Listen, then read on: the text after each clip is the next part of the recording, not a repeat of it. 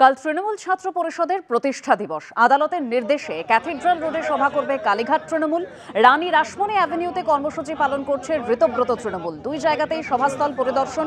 Cathedral রোডের ছবি দেখতে পাচ্ছেন, অভিষেক বন্দ্যোপাধ্যায় সেখানে রয়েছেন। অন্যদিকে রানী রাসমণি অ্যাভিনিউ, ফিরাদ হাকিম, আখরুজ্জামানরা তারা সেই ঘটনাস্থল পরিদর্শন করলেন। ওনারা যারা ছিলেন সবাই বেরিয়ে এসেছেন। একদিকে রানী রাসমণি অ্যাভিনিউ সভাস্থল পরিদর্শনে ফিরাদ হাকিম, আখরুজ্জামানরা, অন্যদিকে ক্যাথিড্রাল রোড যেখানে কালীঘাট তৃণমূলের তরফে কর্মসূচি পালন করা হবে আগামীকাল, সেখানে অভিষেক বন্দ্যোপাধ্যায়।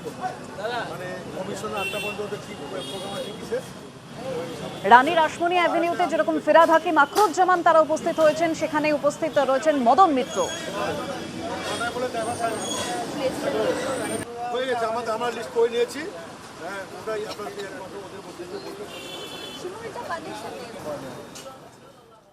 আমি জানি না কে কে কোথায় করছে, আমি জানি না।